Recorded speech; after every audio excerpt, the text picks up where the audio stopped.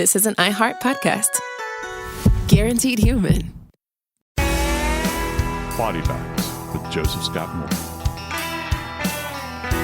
Probably the fondest memory I have from my childhood has to do with my mother's father and my father's mother. And both of those centered on fishing on both sides of the family. I remember even at a very young age of having a cane pole in my hand and fishing with catawba worms that my grandmother had 6 or 7 of these behemoths in her yard. And catawba worms are very resilient. You can go and you take a long pole and you knock them off the leaves and you gather them up and you put them in peat moss. You can freeze them. And they are the best bait in the world, particularly in Louisiana, where the water is black and dark, deep. You catch all manner of fish. You catch what are called bull brim, these big, big brim, panfish, if you will, and catfish as well. And I spent many years fishing both the Black Bayou and Bayou de Seared in Monroe, Louisiana with my grandparents, and pleasant memories. And the thing about being on a bayou is this: it is a kind of beauty that if you've never experienced it, it's striking when you sit there and you contemplate. Because one of my favorite things in the world is to see cypress knees coming up out of the water, allowing these trees to breathe and to grow the shade they provide, and to watch the Spanish moss kind of drift back and forth in the breeze. Something very peaceful about it. But what if you're walking along a bayou somewhere in the southern United States, particularly in the Houston area, and you happen to look over into the water and you see what you think is a body, and you say, certainly, that's not a human body. But as you approach, you see that it is. And it's one of many bodies that have been recovered over a very short period of time that have drawn the attention of the media, not just in the United States, but from around the world. Today, we're going to talk about the bodies that seem to be popping up in the bayous of Houston, Texas. I'm Joseph Scott Morgan, and this is Body Bags. Dave, I got to tell you, man, most people I found don't know what a bayou is. I think that some people languish under this idea that it's a lake. Bayou, LaBatry, Alabama. I thought it was from Forrest Gump. Oh boy, yeah, and I've actually been to Bayou LaBatry. It's not too far away from one of my favorite vacation spots. Well, tell me what it is that tell me what we're talking about here. When we talk about the bayous around Houston, what is a bayou, and is Houston really built on a swamp? I mean, that's what it sounds like. Yeah, it is. It is, and it's. I'm not knocking Houston, by the way. Love Houston. Yeah, I love Houston too. But I got to tell you, if you think Atlanta traffic is bad, which is bad, go to Houston. Really? There's always somebody that'll one up you. Yeah, Houston is no pleasure cruise when it comes to sitting in traffic. So many highways everywhere. Right. And it's a massive city. You know, people forget how big Houston is. It's always in the top 5, in the country. And it is expansive, to say the very least. But you know what they say, everything's bigger in Texas.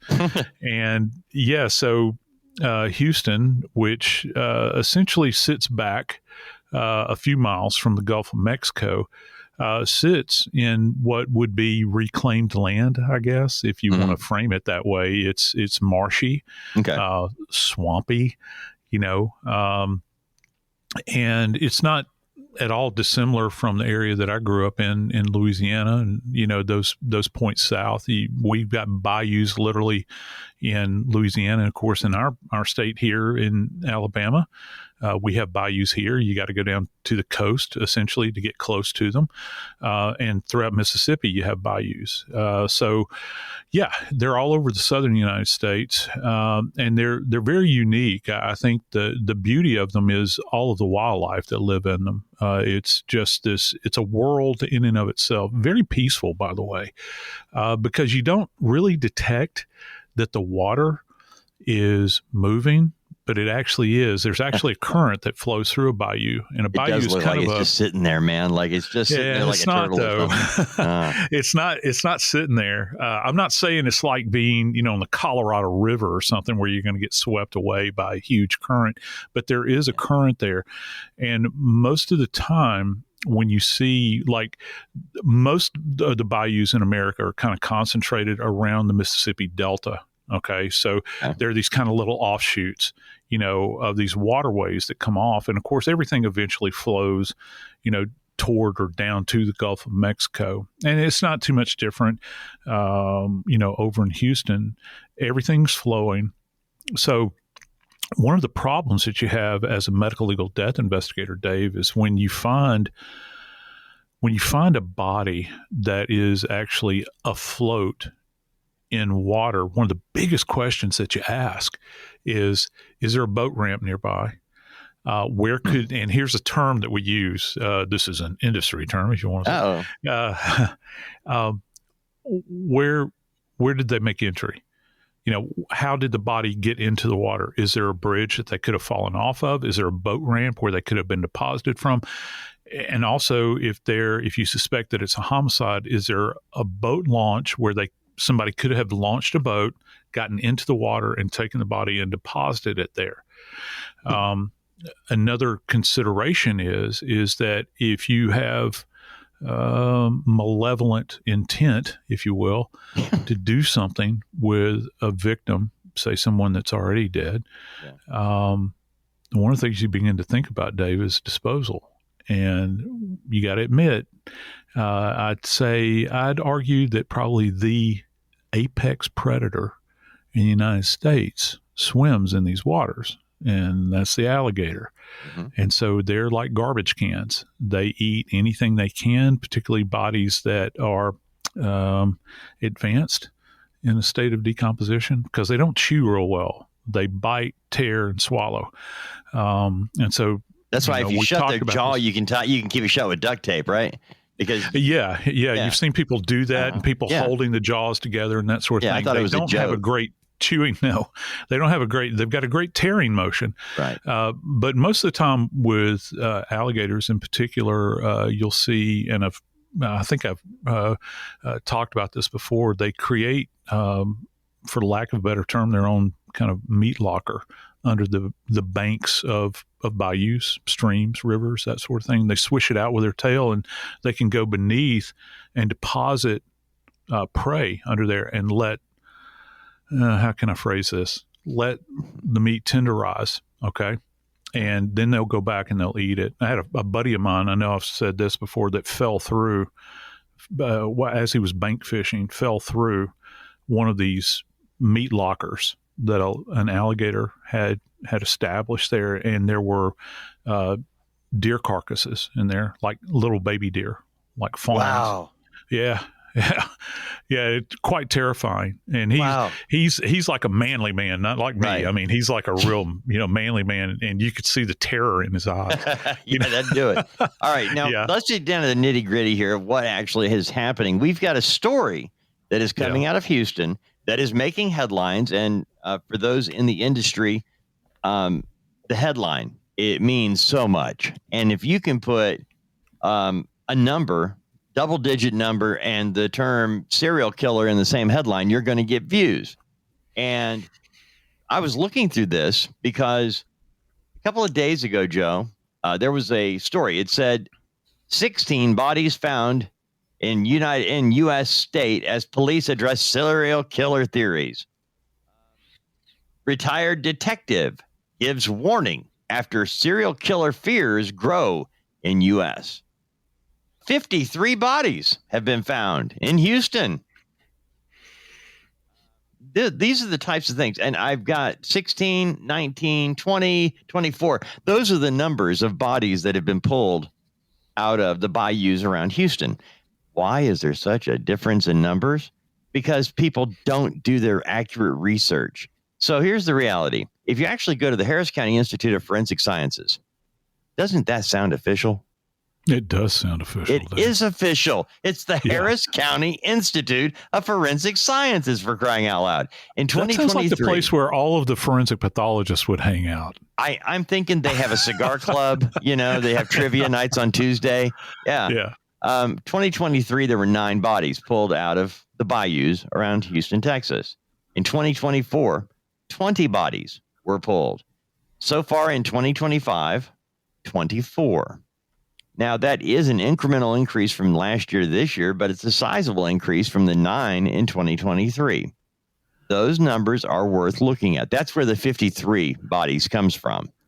But to actually break it down, of the 53 since 2023, according to the Harris County Institute of Forensic Sciences, the manner of death, Joe.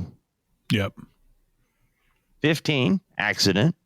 And 13 of those were accidental drowning. 9 are pending. 3, suicide. 3, homicide. And of those 3, I did find out they have 2 arrests that have been made. And the third one is still under investigation. And then there's this number. 23. Undetermined. Manner of death, undetermined. And 23 bodies pulled out of the bayous around Houston, Texas. That's the number I want to focus on, Joseph Scott Morgan. Yeah. That's the scary one. Yeah, it is. And particularly when you use the U word, undetermined, because it's got a, I don't know, tonally, it's got this kind of ominous, sense about it, doesn't it? It's undetermined. We don't know what it is. Let me tell you why. You know how I was talking about how beautiful I think bayous are? Mm-hmm. I truly do. I mean, it's just one of these things. I've got a couple of watercolors that I have of bayou settings. The reason that I think that they are undetermined, Dave, is that not only are bayous beautiful, but they are savage as well.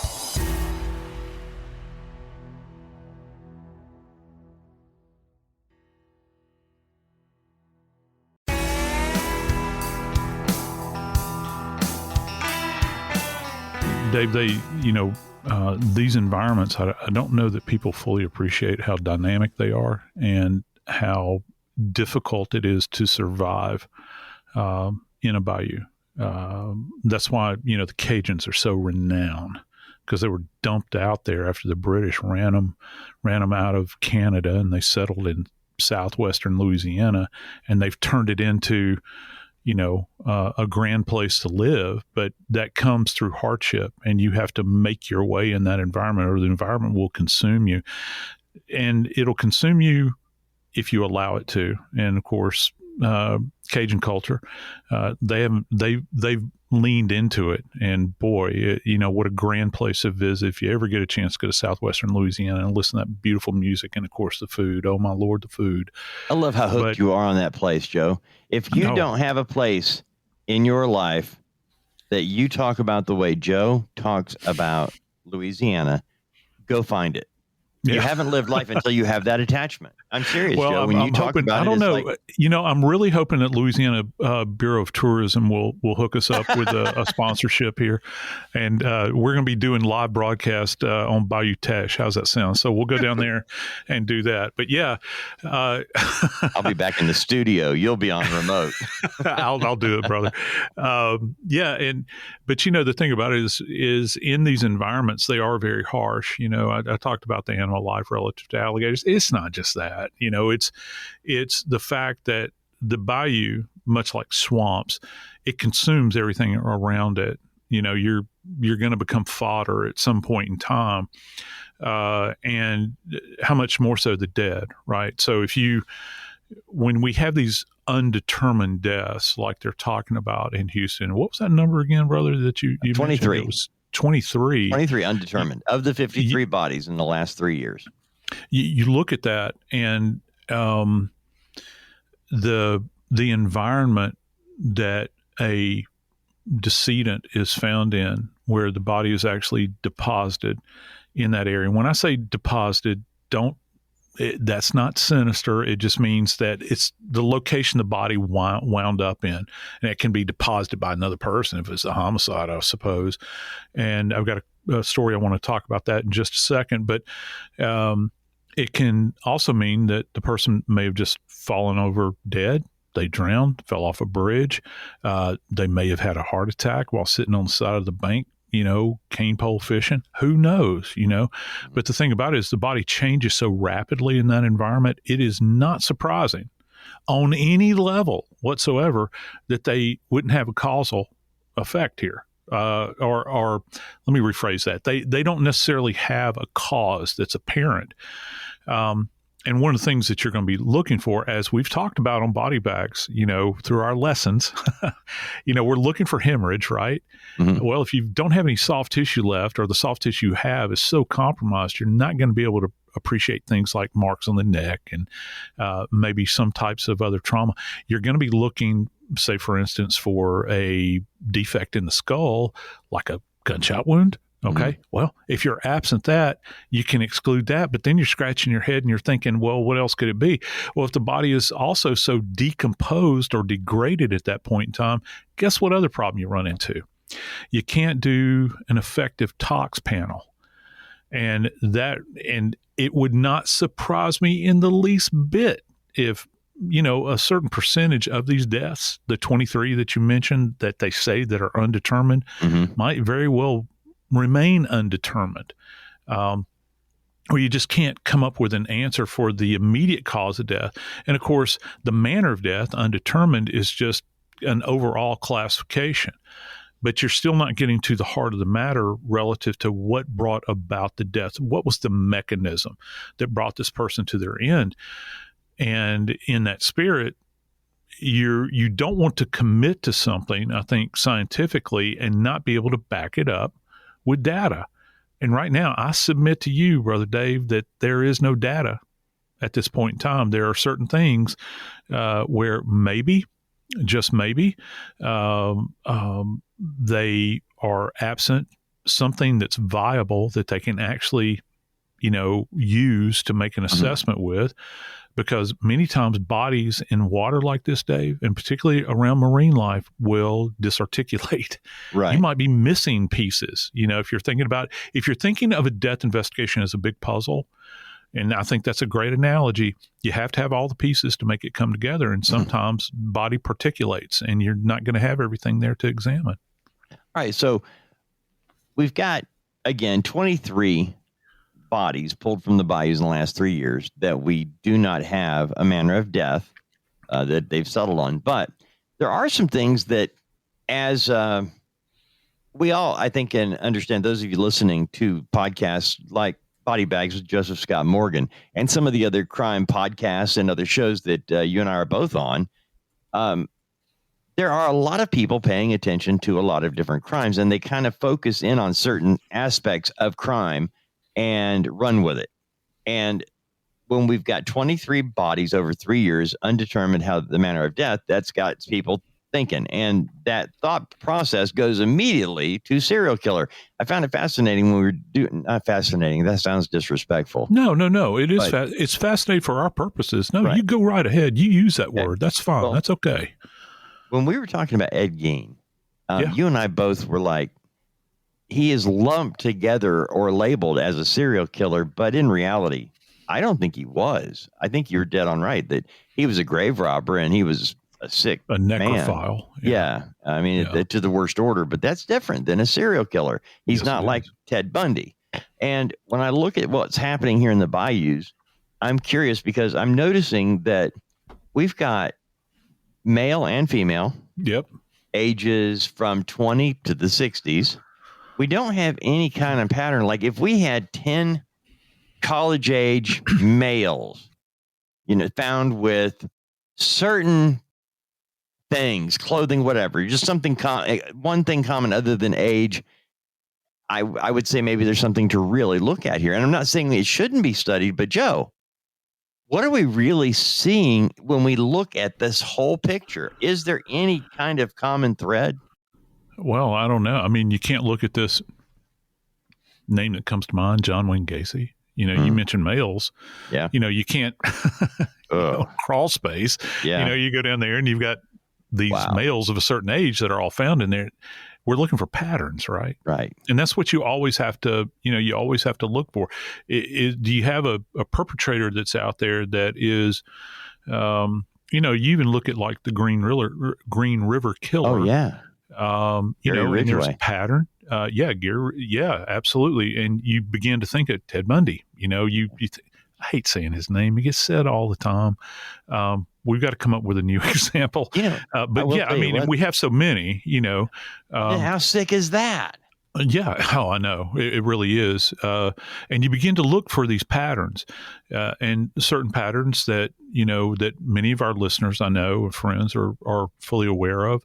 What was the cause of death? Because if you're thinking about strangulation, if you're thinking about gunshot wound, bludgeoning, stabbing, all those sorts of things, most of the time these individuals are going to stick with a specific methodology for killing. And I'm not seeing this here.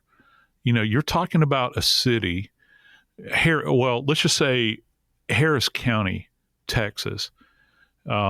Which is where Houston is, you got a population of roughly 5 million people. Okay. You're going to have people die. All right.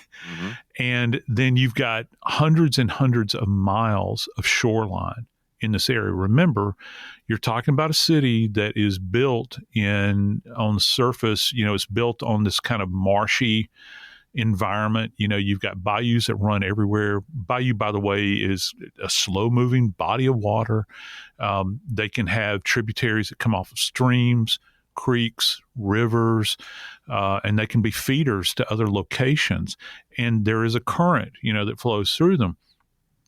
A lot of these bayous that they have there, and this is fascinating to me, actually flow beneath bridges that are underneath major interstate highways. Well, how much stuff happens on interstate highways? Oh my Lord, particularly in big cities. Wow. You're talking about tons of homeless encampments all over the place.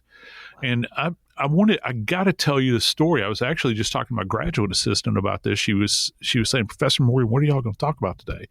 And I said, well, Dave and I are going to speak about the Houston, all these Houston deaths. She said, really? She said, I saw this in the news. I was like, yeah. I said, there's a lot to be made of the idea that there's a huge homeless population in Houston. Well, why? Well, it's a very temperate climate.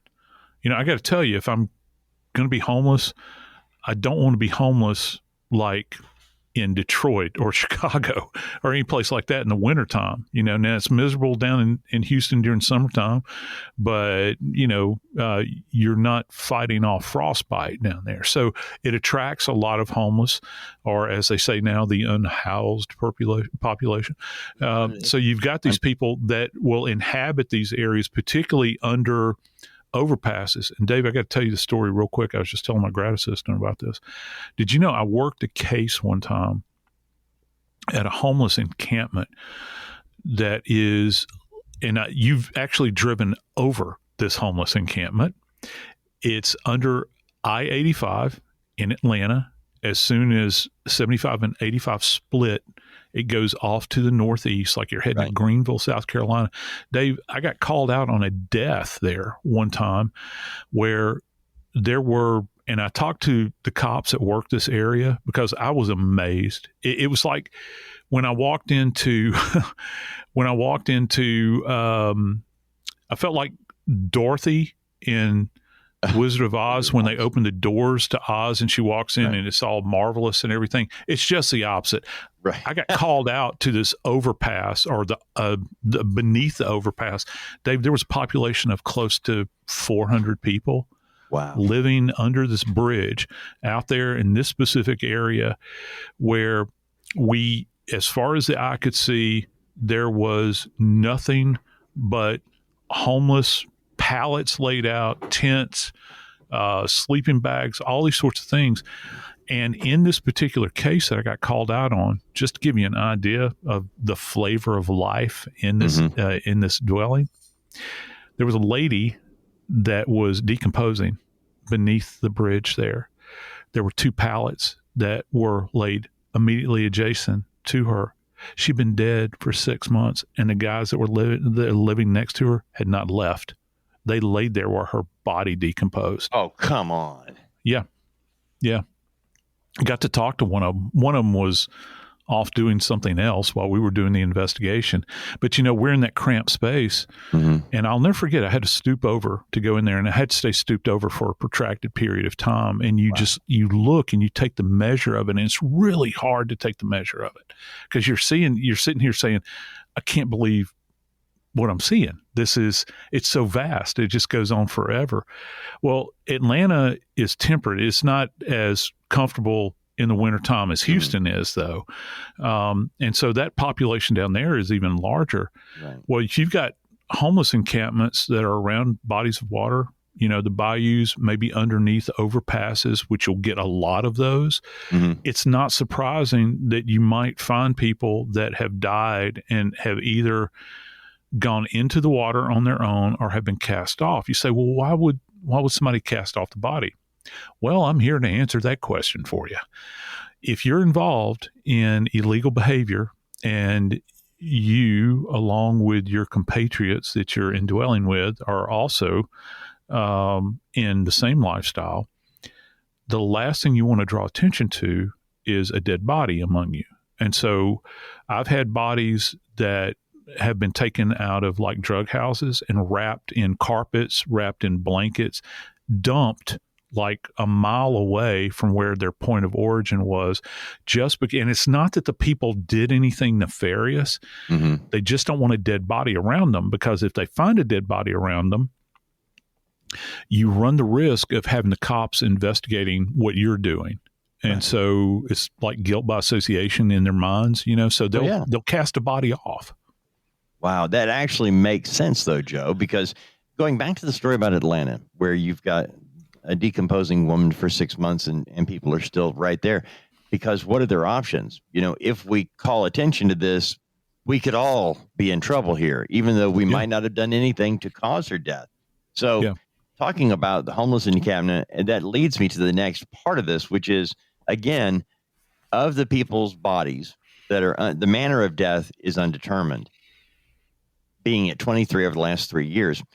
I wonder how many people have been matched up against those who might be missing, in that area, in an area the size of Houston. You've got 23 people a day going missing, I would imagine. You've got a lot of people that go missing on a fairly regular basis. They would be checked against these too, correct? I would think so. And a lot of that is going to be heavily dependent upon, I hate to break it down like this, and it's cold. I mean, it's cold and it's cruel, but it's the reality. What kind of manpower do you have in order to go through each and every one of these cases to try to marry it up? Okay. And there will be people, I know for a fact, there will be people that will say, well, they need to commit all resources to this to try to figure this out. Well, it's been going on for a long, long time, just like indigent burials. People get buried in indigent graves all the time.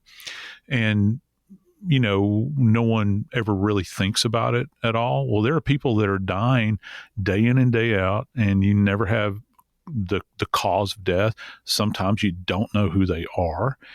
All you know is that they've come to the end of their life in this one specific location. And I got to tell you, just because somebody does in fact come to their end and is found in a bayou, it doesn't necessarily mean that they wound up there at the hand of a serial killer.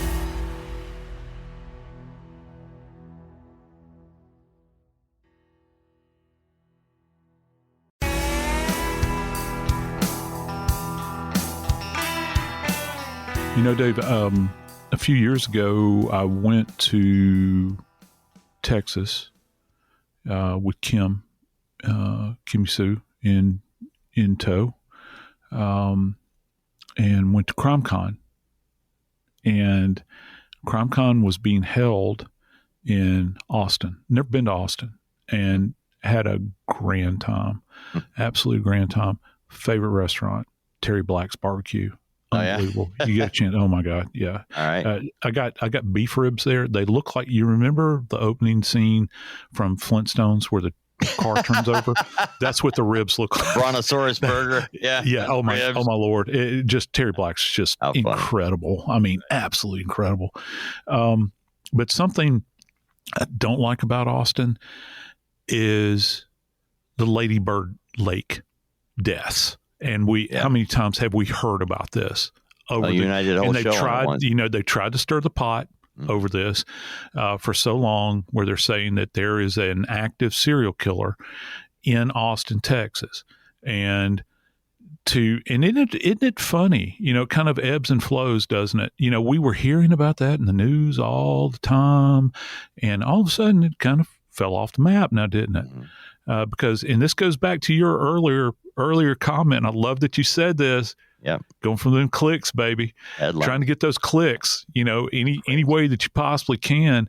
And just because you have people that turn up dead in a body of water does not mean that you've got some kind of serial killer at work here. And those cases as well, cut across all kinds of demographic lines, and causal effects as well. Something you were talking about a minute ago, it made me remember Michael Jordan's father. When Michael Jordan's dad, when his body was found, arguably Michael Jordan, when his father was murdered, Michael Jordan had just won his first three-peat, won the world championship 3 times in a row. It was 93. And he is, probably the most famous person on the planet. And yet when his father died, they're actually looking for him for weeks. He was out of contact with them. And when they did find him, it wasn't his whole body, because his body had been recovered in water in South Carolina, or right there on the North Carolina, South Carolina border. Marlborough County, South Carolina. And they didn't have a place to store him, couldn't afford to really store him. And so after a certain period of time, they saved his hands. Right. Yeah, and I think they saved I might be misremembering, but I could have sworn they saved his jaws with his teeth. Right.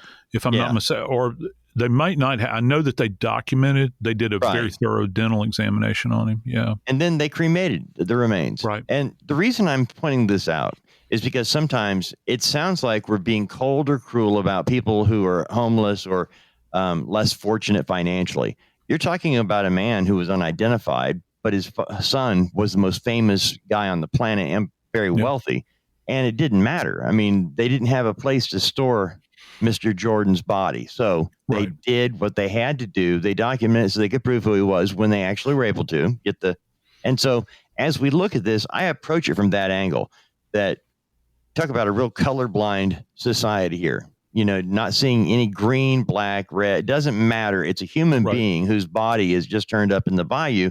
And we've got to figure out how. And I'm going to guess they've been in the water, even for a short period of time. In the water is not good.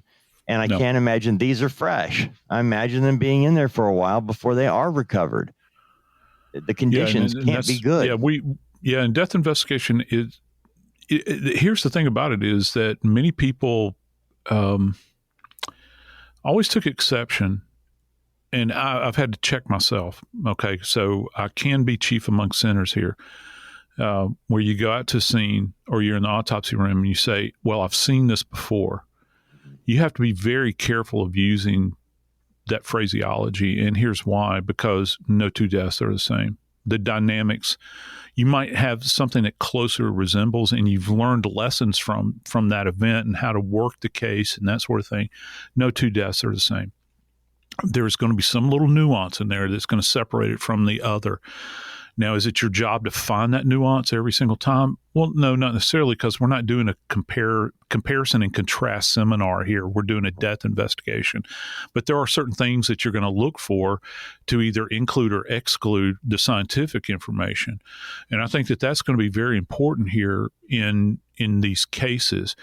You've got, and I can only imagine what the mayor's office is like in Houston about this particular topic. I can assure you they have one person that's on this, where they've been assigned.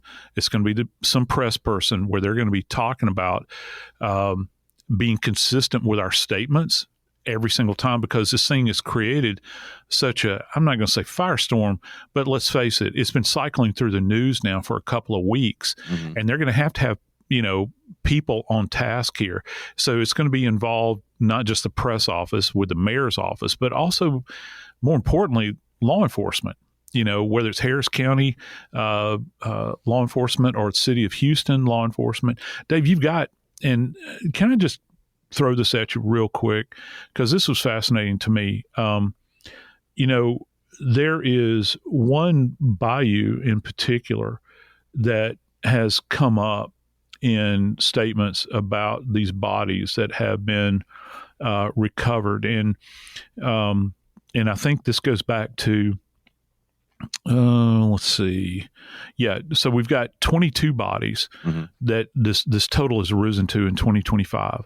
Right. But over a period of 11 days in this past September, Dave, it's not just one bayou. We've got White Oak Bayou. We've got Buffalo Bayou. We've got Braze Bayou. We've got Greens Bayou. And we've got Hunting Bayou. And we're talking about, literally, if we want to measure it by shoreline, we're talking hundreds and hundreds of miles of shoreline. You say, well, Morgan, how can that be? Because we're talking about a city, and yes, it's a big city. You're talking hundreds and hundreds of miles of shoreline. Yeah, you betcha I am. And this is why. Because when you have bayous, they have these little interesting twists and turns and eddies that people don't think about, and they curve through neighborhoods. You'll have homes built on bayous. You'll have these things that you never ever see. I was talking about the homeless encampment that you've driven over before, heading up to South Carolina and North Carolina. You didn't know it was there, but you've got these interstate highways that are passing over these bayous, and people don't give it a second thought. But the people that live around there, like the homeless population, or maybe somebody that steps out in their backyard to have a smoke a cigarette or drink a cup of coffee out there and just look at the beauty of the bayou, they look down and they see, an individual doing literally the dead man's float out there, and they're going to summon the authorities and come in, or they find just an element of a body. Maybe they see a whitewashed skull that's just floating out there, and there's some attachments that are still left and other things are missing. And it is an absolute nightmare to try to narrow this thing down to work it, to work a case that is waterborne, as opposed to an event where, say, we walk into somebody's backyard and they've been shot, or into their house and you've got a hanging, or, where everything is contained, Dave. Right. When this vast geographic area is so daunting that most people that have never been in this kind of environment, they can't fully appreciate or grasp it. Right. And so that's one of the things that investigators, the cops in particular, are struggling with right now. All right. Let me ask you this, because we talked about it with the Long Island serial killer with Lisk, about the possibility of there being more than one killer using that dumping ground. Well, here where we've got 23 different bodies that are, the manner of death has not been determined. There are theories. I want to throw one out to you, because if you got 23 bodies that you don't know how they died, you don't know the manner of death, you could have 2 or 3 killers using these bayous as a dumping ground for 5 or 6 of their victims, Yes, and theoretically you could. Yes, absolutely. Right, yeah. Based on that, one theory, and this is the only one I really want to talk about, because this keeps popping up now. The smiley face killers, plural.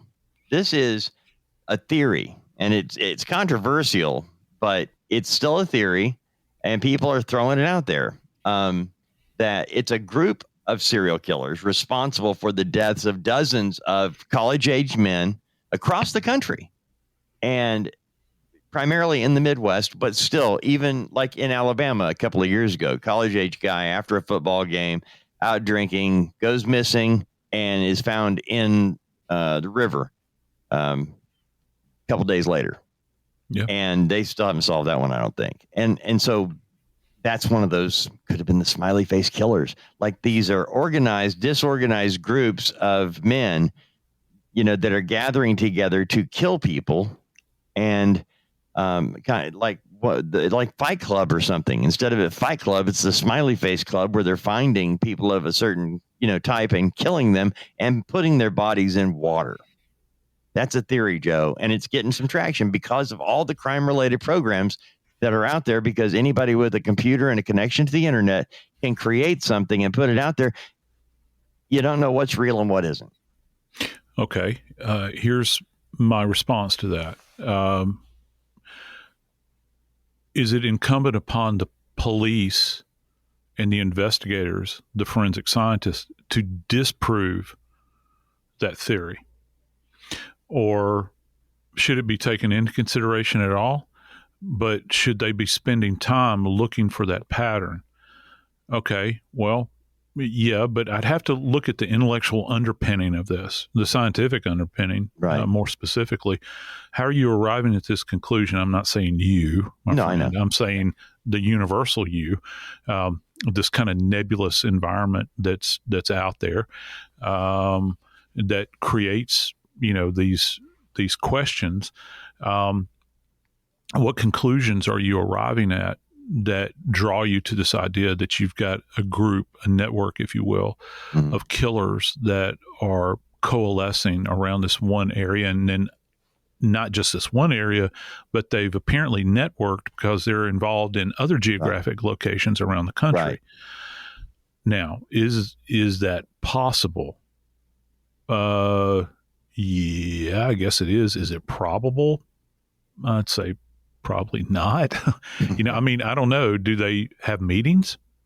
Back to my Flintstones reference to, right. The Royal Order of the Buffalo, where they wear the hats and the horns coming out of it. I don't know. I mean, is that plausible that they're all getting together and that they're exchanging messages with one another on the dark web? And they're saying, hey, guys, we're getting together in Houston and we're going to deposit these bodies. Yeah. Fred, what kind of methodology are you going to use to take this person's life? Right. And are we all going to stay with the same group? Fred likes to kill males and Sam likes to kill females. I don't know. And so I think that it's certainly interesting to sit around and entertaining, as as averse as I am to saying that, to have a lively discussion over a cup of coffee about it, or maybe at your computer screen. Mm-hmm. But is it actually plausible? Is that possible? I don't know, but I do know this: compared to the other cases right now that we have been speaking about for some time now, we've got Lisk. Okay, the Long Island serial killer. We've got Lady Bird Lake in Austin. Now we have, and I'm wondering what name they're going to give to this one down in Houston. I'm still holding out for that. And by the way, hey, Dave, I forgot about another one. We've got Nisk as well. Oh, yeah. That's up in the Northeast, right? And you've got an individual that is apparently, or individuals that are floating around this area, that's up in the Northeast. Remember, I was actually with our friends from Crawlspace Podcast and taped an episode of their podcast at CrimeCon in Denver back in September about that specific topic. Right. Is there connectivity between any of this? Well, right now, from what I can see, is that there are several points of connection. Primarily, people are dead. We don't have causal factors. We don't have any kind of connection relative that we're aware of between some specter that's out there killing people. But yet we do know that they're being grouped together they're being called specific things. And remember, those are buzzwords or buzz terms that, will wind up with a lot of clicks. But at the end of the day, this is what we have to keep in mind. Each individual that is found dead, whether it be in a bayou in southeast Texas, or maybe along a Long Island expressway, or maybe just outside of Boston, or maybe in Austin, Texas. Every individual was loved by somebody at one point in time. They're dead. They're gone. Let's try to keep sanity as our watchword here, and let's follow these cases and see where the science leads us. I'm Joseph Scott Morgan, and this is Body Bags.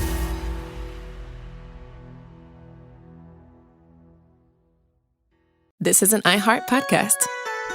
Guaranteed Human.